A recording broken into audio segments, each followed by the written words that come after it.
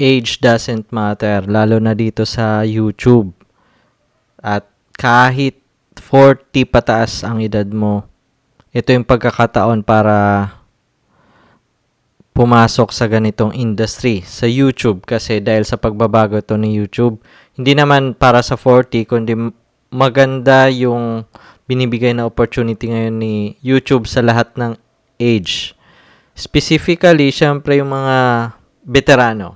Ayun, yun yung magandang term. Kaya ina-encourage ko yung mga 40 pataas magsimula na sa YouTube, kasi ito yung magandang pagkakataon ngayon na. Ngayon, bakit ko ba nasabi to sa inyo? Unang-una, tayong mga Pilipino, lalo na sa mga edad natin na ganito, very hospitable kasi tayo eh. Maganda yung i-share natin to sa global audience, lalo na hindi lang sa Pilipinas, kundi sa ibang bansa.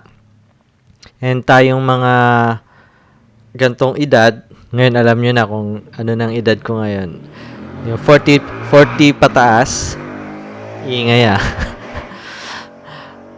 Kaya mga 40 pataas, ano tayo eh, ito yung turning point kung saan marami tayong experience na pwede natin i-share para maging ma-engage natin sa mga audience natin, gawin natin content, yung mga experience natin. Ito yung mga edad na kung saan marami na tayong pwedeng i-share, kasi sa haba nung panahon natin ng buhay natin, marami na tayong na-encounter. At marami na rin sa ating mga professional, yung mga trabaho natin, marami ng mga nagawa sa buhay na makakatulong sa mga kapwa nating Pilipino, at hindi na sa Pilipino, syempre kung gusto nyo yung i-share sa ibang bansa, pwede din. Specifically, 'di ba, tayong mga Pilipino ay very family oriented. 'Yun, magandang perfect platform itong YouTube, para makapag-share tayo sa mga gusto nating bigyan ng knowledge. No. Ngayon, maging specific tayo, bakit yung maganda mag-start sa YouTube ngayon na 40 pataas. Unang-una, yun nga, maraming skills na pwedeng i-share at experience kapag sa gantong edad na. Ang sample dyan, halimbawa, 'di ba? Mostly kasi pag mga nasa 40s na, parents na yan. Pwede sa mga nanay, pwedeng mag-share ng mga parenting tips. Hindi yan ma-share ng mga young generations, 'di ba? Yung mga 40s patas, pwedeng mag-share yung mga tips about sa parenting. Yung mga cooking, pagluluto, marami experience niya ng mga nasa 40s. Kung nagluluto kayo, syempre. Ano pa, mga cultural traditions, marami.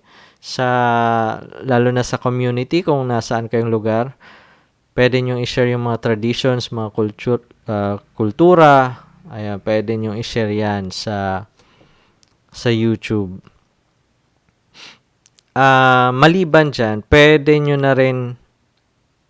kang maging inspirasyon ng mga younger generation, dahil 40s ka na, syempre dapat tinitingala ka na at nirerespeto ka na ng mga younger generations, at ma-inspire para gayahin na maging successful. If ever successful ka at your 40s, 'di ba? Pwede siya. Isa pa ang pwedeng dahilan kung bakit kailangan mong mag-start ng YouTube channel sa age ng ganito. Pwede siyang additional income. Yan. Maliban sa pag 40s, meron kang trabaho, meron kang paggagastusan, mga gastusin, yan. So, gamit yung YouTube, pwedeng maging additional income siya. Kahit nga probably nga posible nga ah, kapag lumaki yung channel mo, hindi lang siya passive income or additional income. Pwedeng siya na yung main income mo. At mas malaki pa yung income mong makukuha sa YouTube compared sa trabaho. Yung 8 to 5 na trabaho, kung ano man na trabaho mong common na araw-araw na ginagawa. So, yun, pwede siyang dagdag. At ang maganda niyan, halimbawa, for example, OFW, di ba? Pag ayaw mo na mag-OFW, pwedeng maging retirement. So, kapag stable na yung number of viewers mo, yung marami ka ng fan base, at sigurado naman every upload mo ay may manunood at may kikitain ka. Parang retirement mo na siya eh. Dagdag na yun sa kung may retirement fund, pwede mo siyang gamitin o kaya parang yan, 'di ba? Pag nagre-retire merong benepisyo. Pwedeng yun na yun eh. Ang laki pa ng benepisyo ang nakukuha mo. Parang SSS or GSIS, 'di ba? So maliban doon sa nakukuha mo, na yun, meron ka pang YouTube na income na nakukuha na pwedeng mas malaki pa. Parang retirement mo na yan. Parang business, mo na siya, after mong magtrabaho, di ba? Ang maganda pa kasi magiging updated tayo sa, di ba, pag mga 40s na ang karamihan dyan, medyo hesitant na sa mga technology, lalo na sa social media, pag-discover. Dahil sa pag nag-start tayo ng YouTube, magiging ma-update tayo sa mga technology and trends na nangyayari sa social media. And ito yung pinaka gusto ko na part kasi kapag nag-start ka sa YouTube at nag-establish ka, gumawa ka ng mga videos about sa experiences mo at mga nag-share ka, nakakapagbigay ka ng stories, parang legacy, documentary or legacy mo, at pwedeng balik-balikan yan at titingnan ng mga tao, 'di ba? Magkakaroon ka ng legacy, pangalan, kumbaga. Yun ang maganda doon. Pero yun nga, 'di ba? Sabi ko nga, may mga challenges talaga na dapat i-address pagdating sa edad na 40s. Isa na diyan, syempre yung sa technology, 'di ba?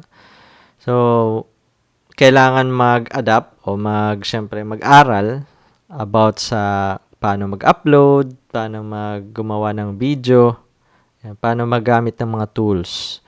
So, yun yung mga challenges dyan. Pero, walang problema yan. Sa YouTube, madali nang naman eh. Di ba? Kung marunong gumamit ng cellphone, yun na yun. Paano magamit ng camera, yun na din yun. So, hindi siya ganun ka challenging talaga. Then, pagdating naman sa budget, di ba? Siyempre, kailangan cellphone. Siyempre, medyo okay yung camera dapat. Hindi naman yung hindi na nakikita masyado yung muka. Dapat medyo okay naman. Sa tingin ko, hindi naman ganun ka mahal yung mga okay ng camera. May mga murang camera na. May mga budget-friendly na ngayon na cellphone na maganda yung camera. Tapos, sa microphone, kahit wag nang gumamit ng ganitong microphone. Gamit lang ng tawag doon, yung microphone na mismo ng cellphone. O kaya ng headset, pwede gumamit ng mga, 'di ba sa headset meron tayong mga ganito microphone. Pwede niyo gamitin as microphone para ilapit sa sa boses, 'di ba? Pag nagsasalita. Siguro minsan iniisip natin, 'di ba, parang hindi na bagay para sa mga edad 40s pataas na sumabak sa ganitong pag-YouTube. Pero yun nga, 'di ba, hindi lang naman para sa mga bata ang gantong industry. Pwede din to sa mga 40s kasi yun yung ini-encourage ni YouTube na hindi lang dapat sa mga bata yung pag-YouTube kasi mas maraming pwedeng i-share yung mga nasa 40s o yung mga nasa experience or mga veterans na tinatawag, 'di ba? Ngayon, paano ba magsisimula? 'Yon, dito na tayo. Ano ang kailangan? Siyempre, kailangan isipin kung ano ba yung magiging niche mo doon sa channel. For example, travel vlogs. Mas maganda sana kung related sa pagiging Pilipino. Travel vlogs sa Pilipinas o kaya sa iba't ibang part ng magandang lugar dito sa Pilipinas. Pwede rin yung mga balikbayan experiences. Pwedeng gawing niche yun. Mga local craft. Mahilig ka ba magtanim, 'di ba? Mga sa Pilipino, pag fishing dito sa Pilipinas, marami niyan. Pwede 'yan. Kung ano yung skills, mag-focus doon, tapos gawan natin ng video paano mag-niche down. Kailangan maging specific yung maging niche para pumatok siya sa audience. Okay, set up ng video, walang problema. Cellphone lang, sapat na. Smartphone. Editing tools, ito nga, hindi ko na to i-edit Diretso na to upload. Pwedeng ganun na. Ang si YouTube hindi na ang trend ngayon. Actually, hindi si YouTube, no? Hindi tawag doon. Hindi algorithm ang pagbabago. Ang pagbabago ngayon sa YouTube ay yung trend. Ang trend na ngayon yung parang ganito, conversational na video na ina-upload. Hindi na yung puro edit na magaganda. Ito na ngayon ang bago So, yun lang. Tapos, gawa ka ng intro. Sabihin mo mag-subscribe. Parang ganito, mag-subscribe ka. Kung bago ka lang. Kung napanood mo to, nagustuhan mo, mag-subscribe. Ganon. Then, yan, encourage mo na mag-like, mag-subscribe, at mag-comment. So, yun din yung gawin mo dito sa video na to.